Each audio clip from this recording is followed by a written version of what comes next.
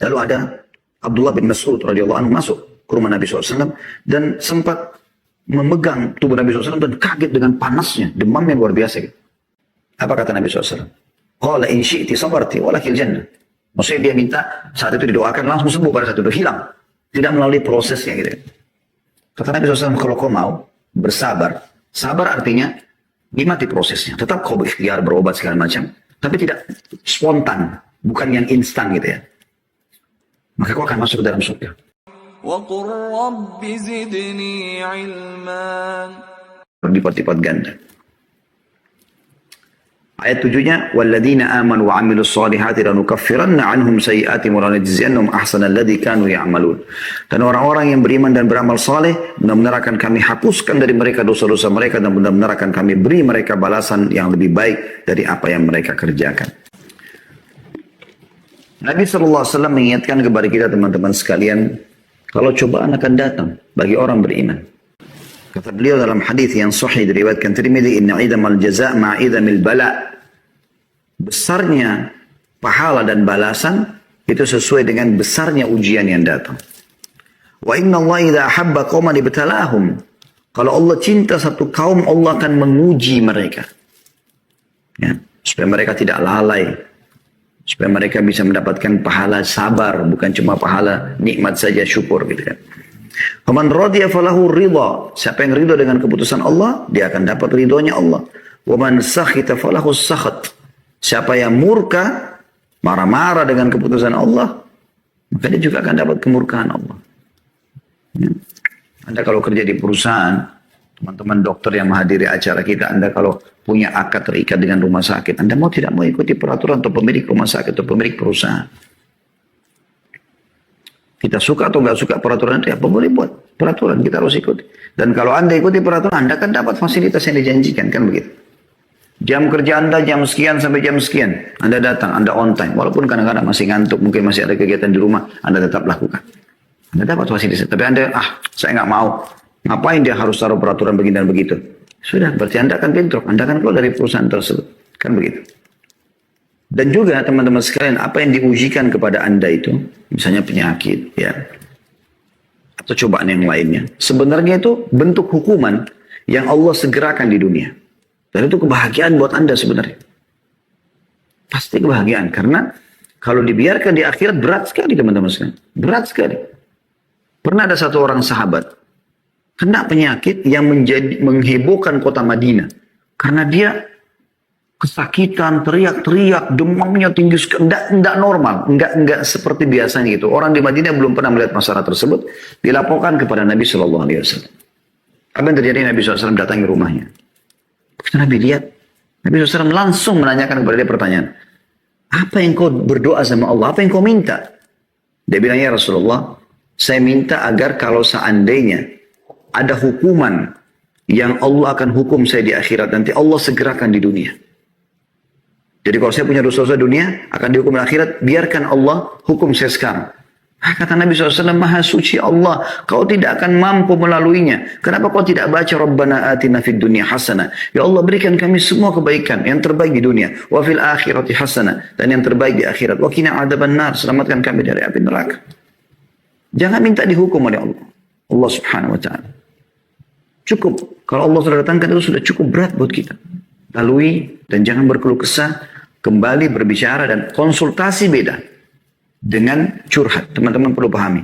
Curhat itu hanya kepada Allah Subhanahu wa taala. Ada masalah berat, wudu, sholat, di sujud Anda jangan angkat kepala Anda sampai Anda sudah tuangkan semua. Kalau kesahkan kepada pencipta Anda, pencipta penyakit Anda, pencipta permasalahan Anda, dan juga yang hanya satu-satunya memiliki solusi dalam masalah kita. Kesembuhan dan segala macam. Allah bisa buat teman-teman Anda sembuh dengan segelas air hangat. Berapa banyak orang yang sembuh dengan cara seperti itu? Karena sujud tersungkur depan Tuhannya, Allah SWT. Sebagaimana Anda juga mempunyai nikmat, Anda syukuri. Karena yang menciptakan Anda adalah Allah, yang menciptakan nikmat adalah Allah, yang bisa juga menambahnya adalah Allah. Tidak ada yang lain. Kembali kepada Allah SWT. Lalu kemudian konsultasi sama manusia. Sama dokter kalau penyakit, sama ustadz atau ustadzah kalau permasalahan kejiwaan atau agama misalnya. Selesai. Jangan teman-teman ada permasalahan, semua orang tahu permasalahan kita. Orang mukmin termasuk menutupi aibnya sendiri. Ya. Menutupi permasalahannya sendiri. Antara dia sama Tuhannya Allah subhanahu wa ta'ala. Jangan semuanya orang tahu. Ada masalah rumah tangga, semua orang tahu permasalahan dia. Satu kantor semua tahu permasalahan. Kenapa akhi dan ukhti? Kenapa enggak tutupin itu? Kita harus tahu. Ya. Kata Nabi SAW, "Idza aradallahu bi'abdihi khairan, ajjala lahu al-uquba fid dunya." Kalau Allah ingin kebaikan bagi seorang hamba, maka Allah menyegerakan hukumannya di dunia. Hadis riwayat Tirmidzi. Ya. Justru itu kebaikan buat dia sebenarnya. Kebaikan. Dan makin tinggi level iman kita, maka makin berat cobaannya memang. Supaya kita lebih banyak mendapatkan pahala. Jadi misalnya, orang umumnya yang bukan level orang-orang yang dekat dengan Allah subhanahu wa ta'ala. Mungkin kalau mereka demam 3 hari. Mungkin orang yang ya, lebih dekat dengan Allah bisa 5 hari. Lebih lama. Gitu kan? Karena memang Allah akan berikan dia lipat-lipat ganda pahala karena penyakit tersebut. Dalam sebuah hadis kata Nabi SAW, kalau seandainya orang yang ya, memiliki cobaan biasa di dunia, melihat bagaimana pahala yang Allah berikan kepada orang yang diuji di dunia dengan ujian yang berat, maka mereka berharap ya, kembali ke dunia untuk digunting-gunting kulit mereka. Karena itu Allah berikan balasan. Dunia sebentar kita akan lalui. Kata Nabi SAW, pada saat beliau lagi demam, gitu kan? Lalu ada Abdullah bin Mas'ud radhiyallahu anhu masuk ke rumah Nabi SAW dan sempat memegang tubuh Nabi SAW dan kaget dengan panasnya, demamnya luar biasa. Gitu. Maka dia mengatakan, "Ya Rasulullah, innaka tu'aku wa'kan syadida." Ya Rasulullah, Anda sedang sakit yang luar biasa, penderitaannya luar biasa buat Anda. Padahal dia seakan-akan dia mau mengatakan, padahal Anda ini utusan Allah loh. Gitu kan? Qala sallallahu alaihi wasallam, Nabi SAW dengan tenang menjawab. Beliau menikmati aja prosesnya itu. Tapi tentu sambil ikhtiar ya. Dan beliau mengatakan, "Ajal, inni u'aku kama yu'aku rajulani minkum." Iya, karena cobaan yang datang kepadaku dilipat gandakan seperti ya 2 orang di antara kalian yang mengalaminya. Gitu kan? Jadi kalau misalnya kita demamnya 40, itu sudah luar biasa, tinggal mungkin butuh dirawat di rumah sakit. Nabi SAW bisa 80. Tapi Nabi SAW melalui dengan luar biasa gitu. Dalam riwayat lain, itu hadis riwayat Bukhari Muslim ya. Sa'ad bin Waqqas juga radhiyallahu anhu pernah bertanya, mengatakan, "Ya ayyun nasi," kepada Nabi SAW, "ayyun nasi asyaddu bala." Ya. Orang atau manusia siapa yang paling berat cobaannya? Qala asyaddun nasi bala'an al-anbiya. Yang paling berat cobaannya para nabi-nabi. Kayak tadi cobaan itu maksudnya, ya kalau orang biasa cuma 3-4 hari dia lebih lama gitu. Tapi cobaannya mungkin hampir sama. Ya.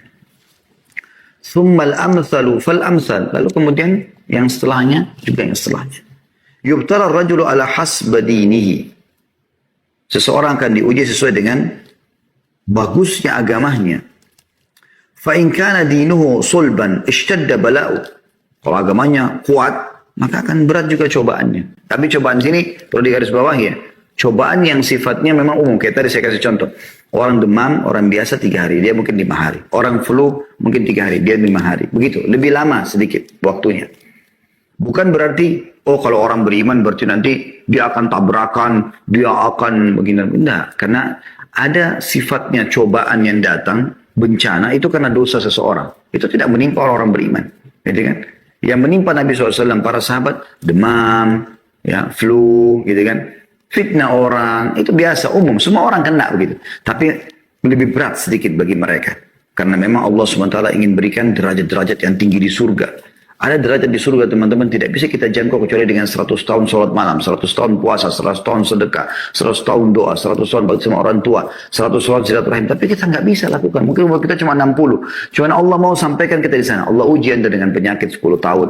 Allah uji Anda dengan ada fitnah yang tersebar. Ada uji begitu dan begitu. Ada ujian datang. Nah, gitu.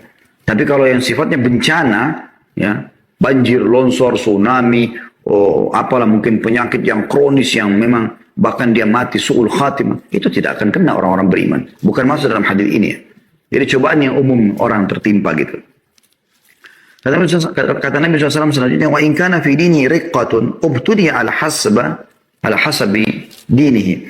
Dan kalau agamanya ringan, artinya orangnya bukan juga orang yang selalu dekatkan diri kepada Allah SWT, penuh dengan keimanan, maka dia akan diuji sesuai dengan kadar agamanya saja. وَمَا يَبْرَحُ الْبَلَاءُ بِالْعَبْدِ حَتَّى يَتْرُكَهُ يَمْشِي عَلَى الْأَرْضِ مَا عَلَيْهِ خَطِيئَةٌ. Ya. Dan ujian itu tidak henti-hentinya datang kepada seorang hamba hingga nanti ya, meninggalkan atau hamba meninggalkan dunia ini sementara tidak ada lagi dosanya. Hadis ini riwayatkan Tirmidzi. Ya. Kemudian juga teman-teman sekalian, apa yang menimpa Anda itu? Kita coba masuk kepada hikmah-hikmah. Ya. Kalau tadi kita sudah jelaskan penyakit kenapa bisa datang, cobaan datang, ya, karena itu lazimnya sunnatullah. Kalau Anda sudah terlanjur kena penyakit, hikmahnya yang bisa kita ambil teman-teman sekalian, atau apa yang kita dapatkan lebih tepatnya. Sekarang saya sudah terlanjur diuji oleh Allah SWT dengan penyakit. Apa yang bisa saya dapatkan? Yang pertama teman-teman sekalian, itu akan menjadi penyebab Anda menuju ke surga. Itu akan membawa Anda menuju ke surga. Ya. Disebutkan dalam firman Allah Subhanahu wa taala surah Al-Baqarah dalam ayat 155 sampai 157 ya. Allah menjelaskan Allah akan menguji kita. A'udzu billahi minasyaitonir rajim wa la nabluwannakum bisyai'in minal khawfi wal ju'i wa naqsin minal amwali wal anfusi wath thamarati wa basyyiris sabirin. الذين إذا أصابتهم مصيبة قالوا إنا لله وإنا إليه راجعون أولئك عليهم صلوات من ربهم ورحمة وأولئك هم المهتدون. Dan kami pasti akan menguji kamu dengan sedikit ketakutan, kelaparan, kekurangan harta, juga ada permasalahan jiwa, penyakit dan buah-buahan. Dan sampaikan kabar gembira kepada orang-orang yang sabar, yaitu orang-orang apabila ditimpa musibah mereka mengatakan kami milik Allah, kami akan kembali kepada Allah. Mereka itulah orang yang memperoleh ampunan dari rahmat dan rahmat dari Tuhan mereka, dan mereka adalah orang-orang yang mendapatkan petunjuk. Dalam hadis tadi yang saya sempat bahasakan ya, diriwayatkan oleh Tirmidzi dari Jabir bin Abdullah radhiyallahu anhu, beliau mengatakan bahwasanya Rasulullah SAW bersabda, yawaddu ahlul afiyati yaumal qiyamati hina yu'ta ahlul bala'i thawaba law anna juludahum kanat quridat fid dunya bil maqarid. Orang-orang yang tidak mendapatkan cobaan ya, menginginkan pada hari kiamat, maksudnya di sini dikatakan yawaddu ahlul afiyah, maksudnya orang yang lebih banyak sehatnya ya. Nanti hari kiamat ketika melihat orang-orang yang mendapatkan cobaan diberi pahala, di dunia cobaannya berat, di akhirat diberikan pahala, sekiranya kulit mereka dahulu dipotong-potong dengan gunting semasa di dunia. Juga teman-teman sekalian, artinya di sini akan diberikan derajat-derajat yang tinggi di surga ya. Dalam hadis Nabi SAW kata Nabi SAW, "Ma min muslimin yusibu adzan min maradin." Tidak ada seorang muslim pun yang ditimpa dari gangguan penyakit. Fama siwahu illa hatta Allah bihi sayyiatihi. Kecuali pasti akan menggugurkan dosa-dosanya. Kama tahuttu syajaratu waraqaha. Sebagaimana pohon ya, menggugurkan atau tergugurkan daun-daun dari sebuah pohon. Penyakit apapun, ringan atau berat, akan menjadi pembersihan terhadap dosa-dosa Anda. Hadis riwayat Muslim. Ada seorang wanita kena epilepsi di zaman Nabi SAW dalam hadis riwayat Bukhari Muslim ya. Dia terganggu sekali. Mungkin Anda tidak asing lagi dengan penyakit ini. Kalau kambuh tiba-tiba nggak sadarin diri, keluar busa dari mulut, semoga Allah selamatkan kita. Tapi orang ini kena diuji dengan itu. Dan dia datang kepada Nabi SAW mengatakan, ya Rasulullah, inni usra'u wa inni atakashaf. Fadu'ullah li. Aku ini terkena epilepsi dan kalau lagi kambuh kadang-kadang sampai auratku terbuka, nggak sadarin diri. Berdoalah kepada Allah agar menyembuhkanku. Apa kata Nabi SAW? Qala in syi'ti sabarti walakil jannah. Maksudnya dia minta saat itu didoakan langsung sembuh pada saat itu, hilang. Tidak melalui prosesnya gitu. Kata Nabi SAW, kalau kau mau bersabar, sabar artinya nikmati prosesnya. Tetap kau berikhtiar, berobat segala macam, tapi tidak spontan, bukan yang instan gitu ya. Maka kau akan masuk ke dalam surga. Wa in syi'ti da'autullaha an yu'afiyaki. Kalau kau mau saya bisa doakan sekarang kau sembuh. Langsung spontan sembuh, hilang. Pilih yang mana? Tapi tidak ada jaminan surganya. Kalau kau kena, kalau kita sekarang kena flu, demam, apalah penyakit rematik, segala macam penyakit yang ada. Mungkin teman-teman di penyakit dalam ada penyakit ini, penyakit itu. Yang sudah dihadapi dari pasiennya. Kemudian dia nikmati prosesnya. Artinya dia tetap datang ikhtiar, berobat. Tapi dia tahu ini keputusan dari Allah. Dia menerima cobaan tersebut dengan lapang dada sebagaimana dia menerima nikmat pada saat ada. Maka dia bisa masuk surga. Karena orang kadang-kadang umumnya kan tidak sabaran tuh. Ya, bahkan kadang-kadang lupa seakan-akan dokter itu Tuhan. Gitu kan. Kapan saya bisa sembuh dok? Bagaimana saya sembuh? Dokter cuma bisa ikhtiar. Makanya resep dokter kan semoga sembuh. Gak ada kau pasti sembuh. Gitu kan. Nah ikhtiar saja. Bisa saja resepnya keliru. Mungkin dosisnya kurang. Mungkin ini, mungkin itu. Segala macam hal. Ya. Maka kata Nabi SAW. Kalau kau mau saya doakan sekarang. Spontan kau langsung sembuh. Pilih yang mana, tapi belum ada jaminan surga. Perempuan itu mengatakan, faqalat asbir. Kalau gitu saya sabar. Lanjutan riwayatnya, dia mengatakan, tapi ya Rasulullah, saya kalau kambuh, ya, sering tersingkap aurat. Minta saja sama Allah supaya aurat saya nggak tersingkap. Dan tetap saya akan nikmati proses. Artinya tetap tentu di sini berobat, bukan tidak berobat. Tapi saya bukan minta instan gitu. Kata, lalu Nabi SAW doakan dalam masalah itu. Abdullah bin Mas'ud juga radhiyallahu anhu pernah meriwayatkan bahwasanya Rasulullah SAW menemui Ummu As-Sa'ib radhiyallahu anha. Beliau mengatakan, Malik ya Ummu As-Sa'ibah tuzafzifin. Qalat al-humma la barakallahu fiha. Faqala la tasubbil humma fa innaha tudhibu khataya bani Adam kama yudhibul kiru khabathal hadid. Wahai Ummu Sa'ib, mengapa engkau menggigil? Nabi SAW melihat dia kayak orang menggigil meriang gitu. Dia menjawab, demam. Semoga Allah tidak memberkahi demam ini. Jadi dia mencaci maki penyakitnya. Maka beliau menjawab sallallahu alaihi wasallam, jangan mencelah demam itu. Penyakitnya pun jangan dicelah. Gitu kan. Karena itu Allah yang ciptakan sebagai cobaan. Karena demam itu menghilangkan dosa-dosa anak Adam sebagaimana pandai besi menghilangkan kotoran besi. Bahkan Ibn Abi Dunya mengatakan, orang-orang beriman mengharap demam satu malam bisa membersihkan dosanya. Apalagi kalau sampai berapa malam. Hadis sahih diriwayatkan oleh Muslim. Yang kedua teman-teman sekalian. Jadi ada balasan surga ya. Pembersihan dosa-dosa gitu.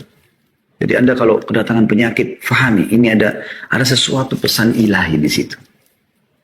Ya. Anda kan kalau tidak melalui ujian di sekolah segala macam, Anda tidak naik level kan gitu ya, untuk naik level ini.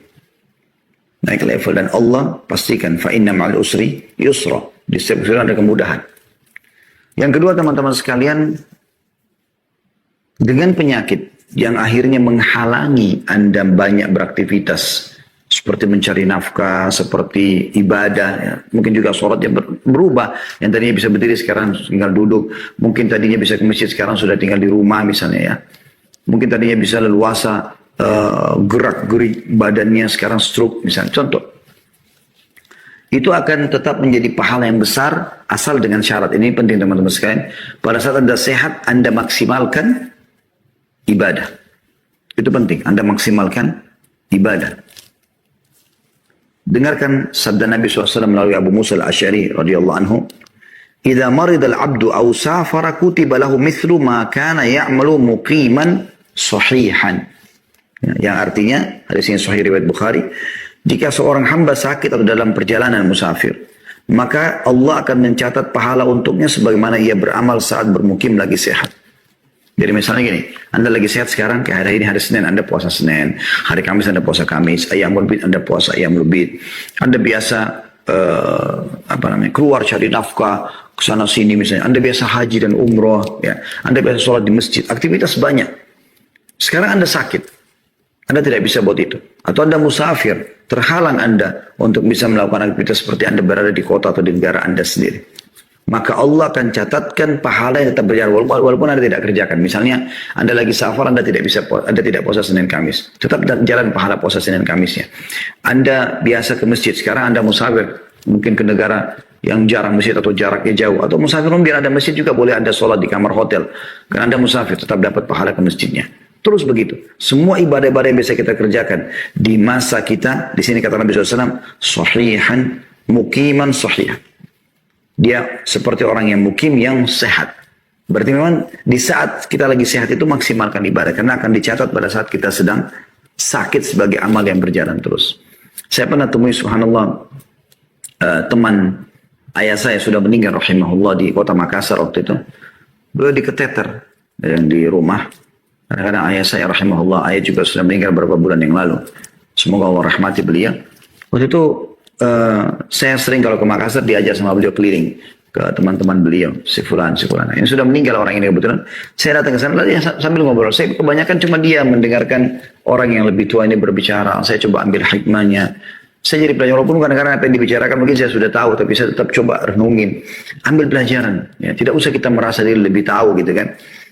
Nah, pada saat terdengar azan saya mengatakan, maaf saya potong pembicaraan azan, saya mau ke masjid dulu gitu. Saya jalan duluan gitu.